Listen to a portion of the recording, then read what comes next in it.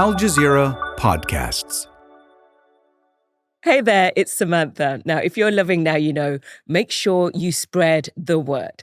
Share this episode or your favorite one with your friends or anyone who needs a dose of women-powered wisdom. Every share helps grow our amazing community of listeners. And don't forget to subscribe and leave us a review.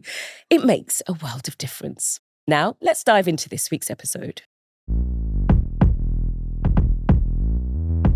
The violence against women, the conflict-related sexual violence as well, is used as a means to subjugate women and their communities. I don't know how to prove that we're worthy of saving as much as anyone else. With more than 14 million people internally displaced and 3 million more forced to flee the country altogether, Sudan is now the world's largest displacement crisis. And with more than half of the population, some 26 million people, facing extreme levels of hunger, it is also now the world's largest hunger crisis. It's been more than a year and a half since the civil war broke out, and I want to know the true story of their experiences and struggles. I'm Samantha Johnson, and this is Now You Know, a new series from Al Jazeera dedicated to amplifying women's voices, stories, and topics we're all thinking and talking about. This is a safe space where we go all in, so by the end of each episode, you can say, Now I Know.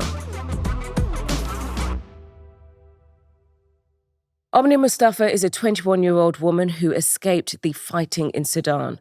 From her new home in Egypt, she is raising awareness about what's happening in Sudan, particularly for women and girls. So welcome, Omnia, and thanks for talking to Now You Know. Thank you so much for having me today. I'm really honored to be on this podcast. Omnia, I'd like you to paint us a picture. Now, I've never been to Sudan. So can you just tell us what your home, what your country's like? I live in Khartoum, the capital city of Sudan. It's where the two Niles meet, the Blue Nile and the White Nile. It's the most beautiful city in the world. And of course, that's just my opinion, as it's not the fanciest and it's not the most beautiful for sure, but it's home at the end of the day. And nothing is more beautiful or heartwarming than home. The beauty is within its simplicity and the kindness of the Sudanese people. What was the moment you realized that you couldn't stay any longer and you had to go? How did that feel for you? Leaving Sudan, when I realized I should leave, is when the conflict took way too long. Like after our first displacement, and we were in Madani, which is a nearby city where my father's family lived. We stayed for more than 9 months, and the longer it took, the longer it felt like home no longer exists and there is nothing left for us in Sudan, and that we had to go. Especially after we received the news of our house being looted, our cars and everything that we ever owned.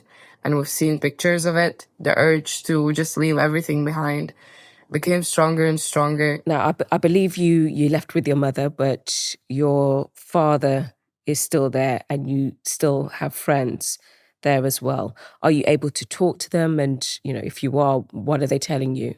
My father and my friends are still in Sudan. And frankly, most of my father's family still lives in Sudan. And it's very hard to contact them. The last time I spoke to my uncles was like 4 months ago.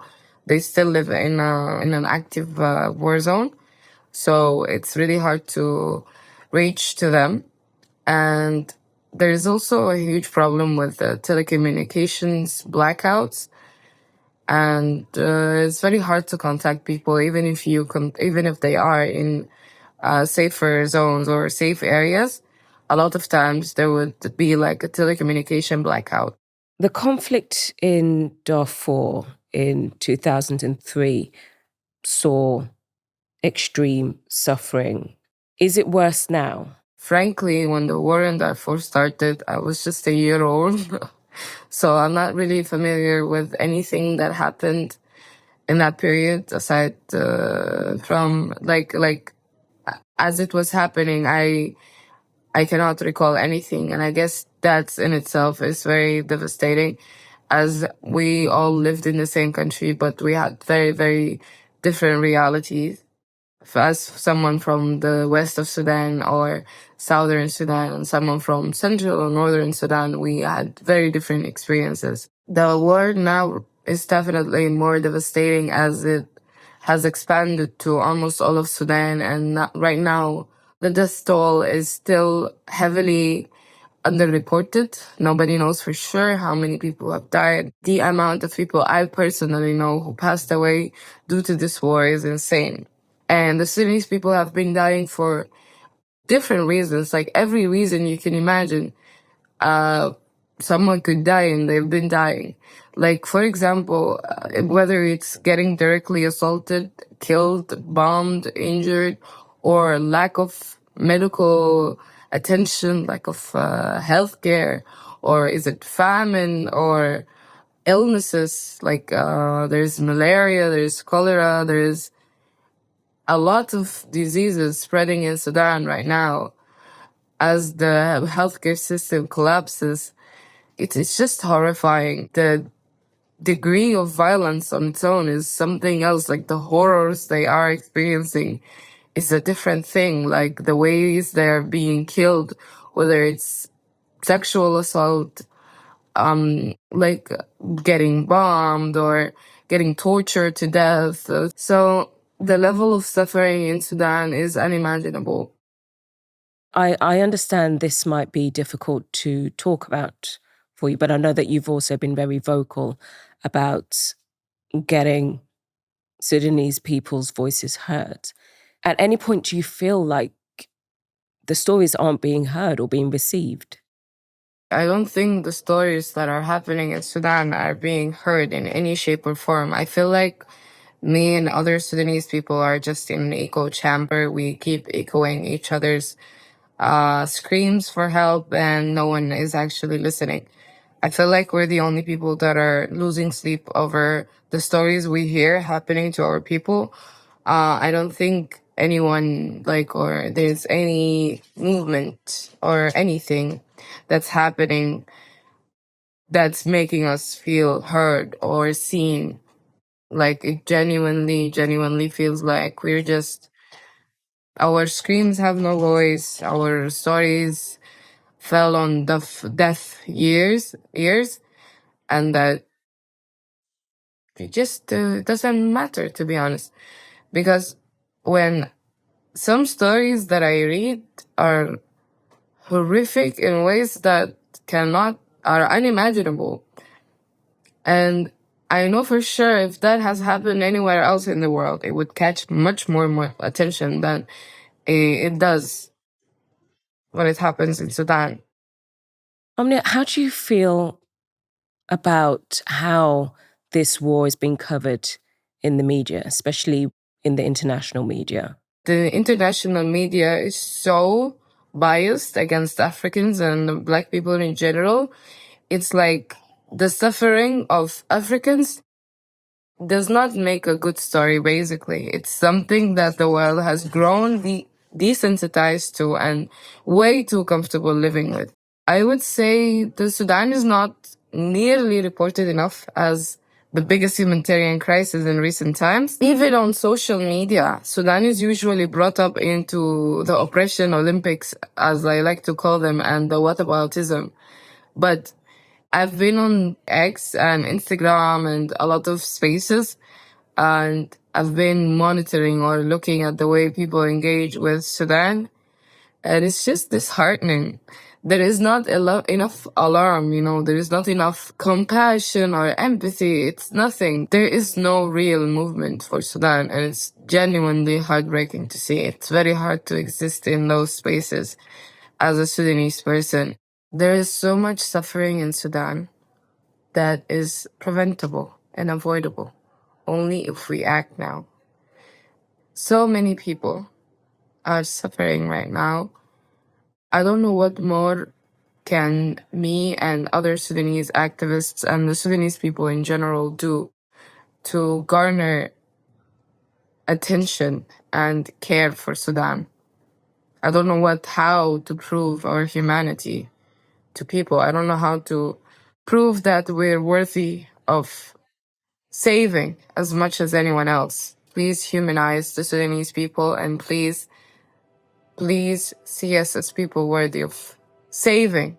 Omnia, I really appreciate you giving your time and for talking to us on Now You Know, because people really do need to hear what's going on. Thank you so much for having me today.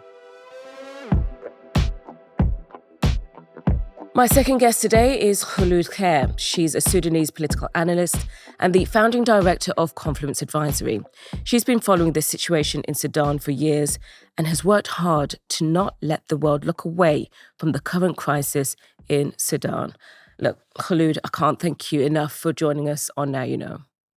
Thank you. It's great to be here. Now, the UN has warned that Sudan is facing the world's worst displacement crisis. You have 14 million Sudanese already displaced and 3 million fleeing to neighboring countries.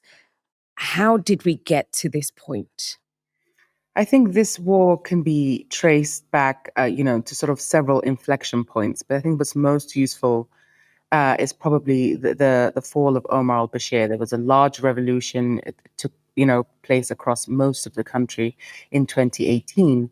And it was successful in bringing down Omar al-Bashir and part of his structure of violent governance. But when that structure broke down, it broke into several pieces. And those pieces are effectively fighting each other now. What we have is the armed forces led by General Burhan and a militia turned paramilitary group called the Rapid Support Forces, led by General Hemeti. And those two forces are now fighting against each other, and they're pulling in a great deal of other armed groups, civilian groups, sort of popular resistance. There's effectively this centrifugal force that has been created by this war that effectively started out within the security sector and has now metastasized to other parts of Sudanese political and civic life. So this war is really one that started off based on mostly domestic considerations that has now proliferated into something of a global conflict. Now, you wrote an article recently for Time magazine, and the title was "The World Once Tried to Stop a Genocide in Sudan. Now it looks away." What did you mean by this?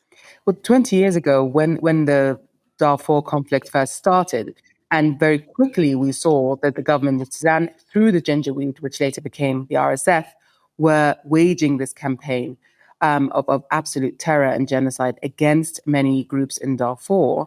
There was a lot of international engagement. We saw, the media getting involved in that. Sudan was always on the front pages, it was always headline news. We saw, Hollywood actors and other celebrities really become seized with the issue and campaigning around, stopping the genocide in Sudan.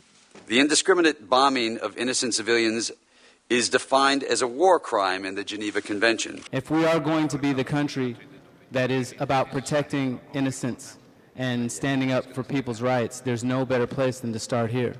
And then we also saw in policy circles a lot of engagement from senior diplomatic officials and senior government officials. The Bush administration, for example, was very keen to engage on Sudan. Now, these days, people say, well, there are other international foreign policy priorities. There's Ukraine, there's what's happening in Gaza and elsewhere in the Middle East. But years ago, it was the global war on terror. So you had the invasion of Afghanistan in 2001 and the invasion of Iraq in 2003.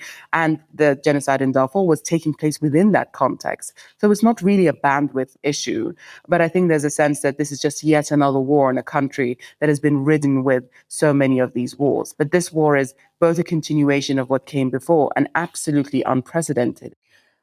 So how is this conflict different to what happened 20 years ago? So 20 years ago, the Khartoum, the capital in a very centralized security state, was comfortable enough waging wars in what we call the periphery region. So Darfur, what is now South Sudan, parts of the Kordofans and Blue Nile, as well as the east, and keeping the center of the country, both geographically and politically, very much secure, very much inoculated against state violence. In this war, that kind of rubric is completely gone. It's been completely obliterated. The war started in the capital, Khartoum, and Khartoum has been one of the hardest hit areas of this war.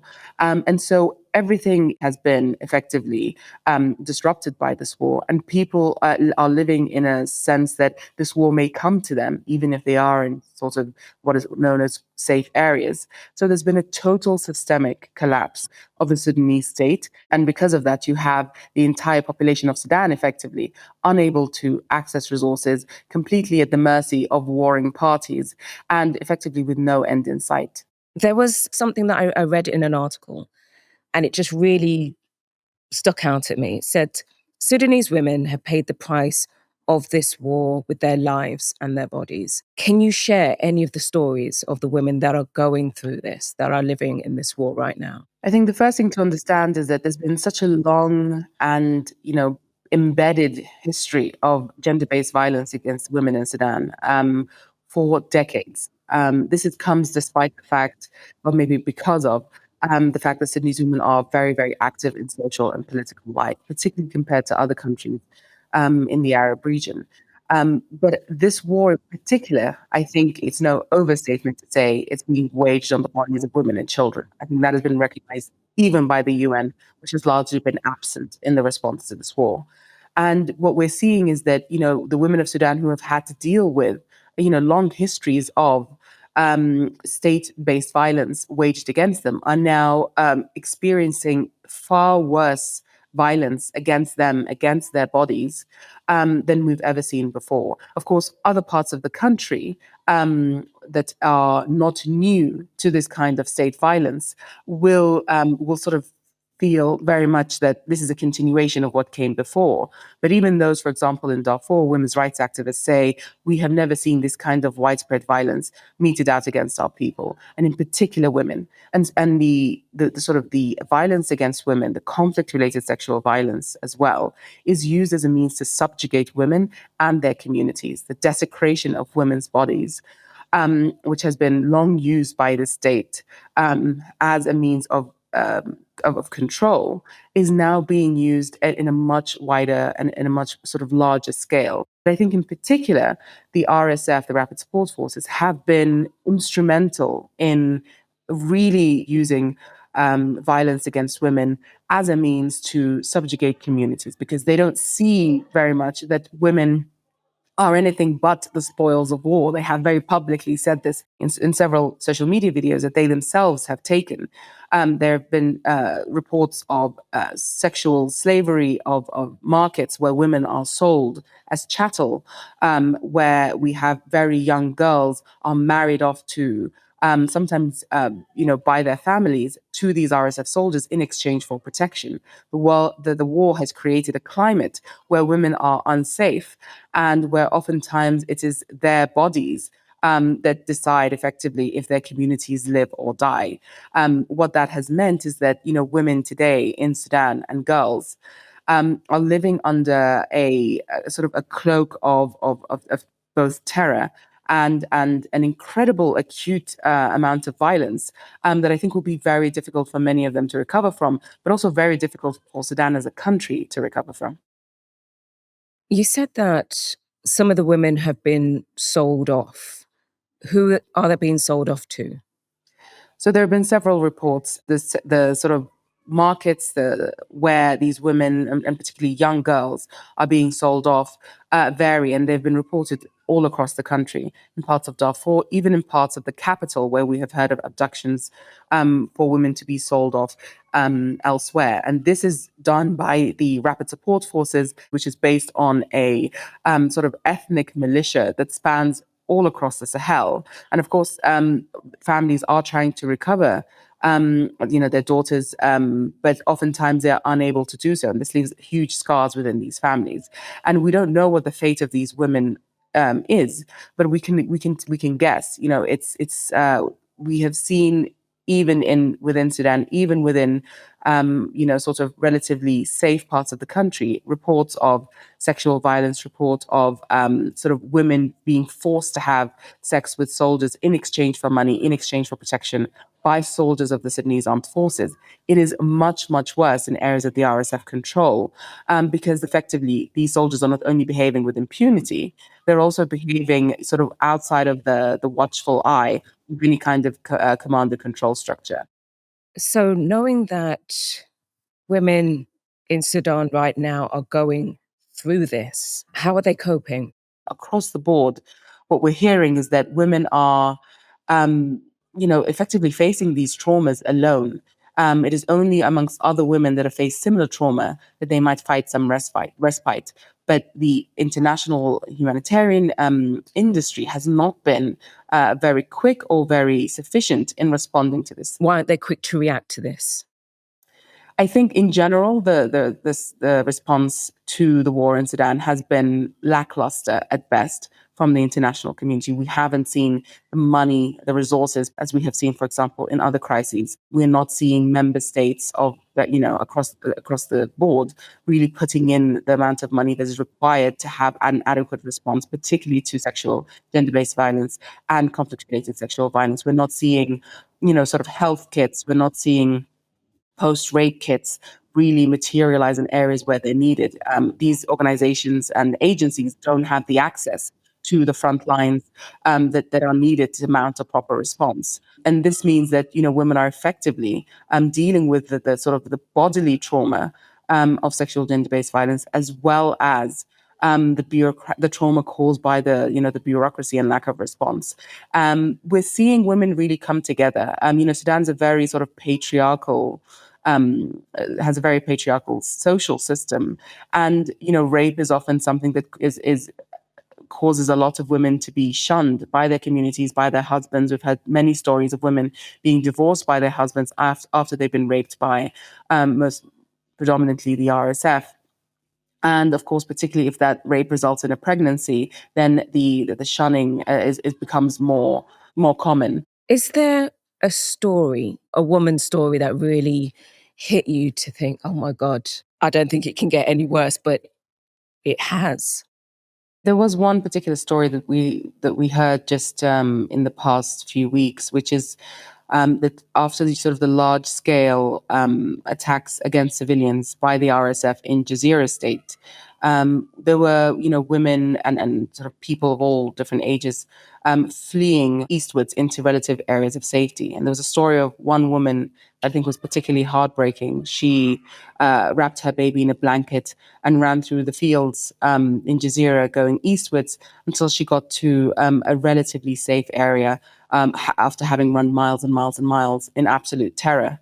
And when she looked down at her blanket, she realized that the baby had fallen out of her hands at some point while she was running, unbeknownst to her. And that she was effectively in a place of, sort of relative safety, but absolute and utter desolation at having lost her baby somewhere along the way and being unable to go back and find her baby and retrieve it. And that's just one story, I think, in a sea of many, many stories of that nature. What about the women who do survive and they make it out to safety? I mean, obviously, they will be living with some sort of trauma. A lot of these women don't see a way out. We are hearing stories where women are, committing infanticide, if you will. They're killing the babies that have been born as a result of rape. I think many of them see it as an act of mercy.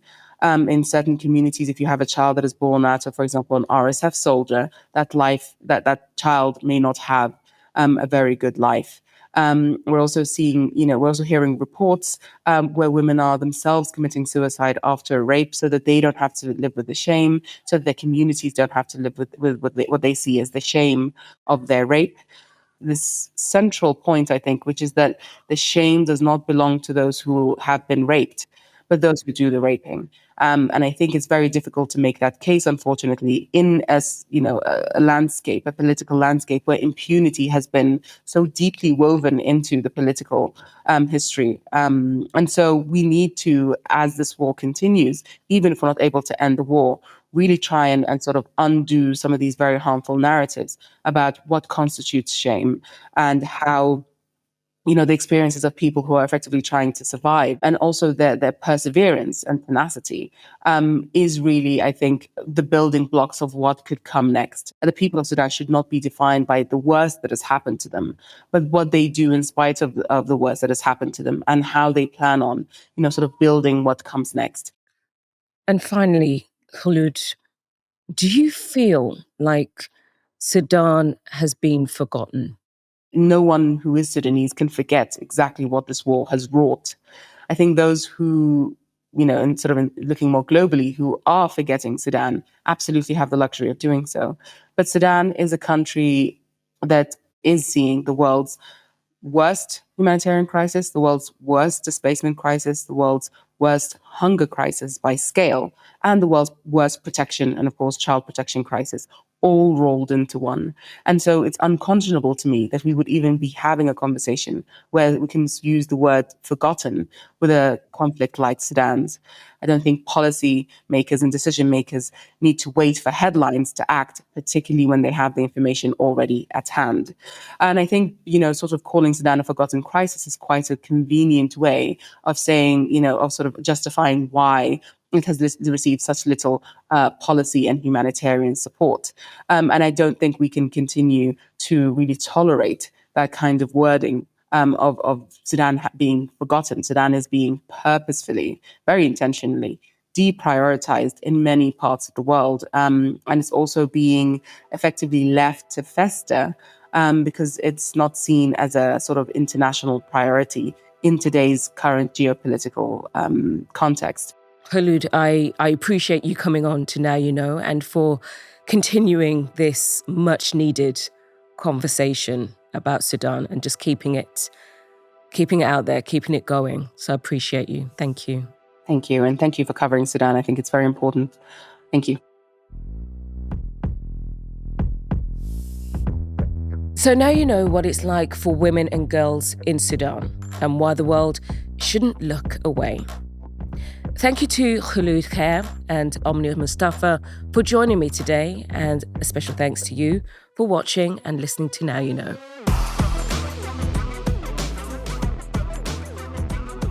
We're taking a break over the winter holidays. See you again for a new episode on January 6th.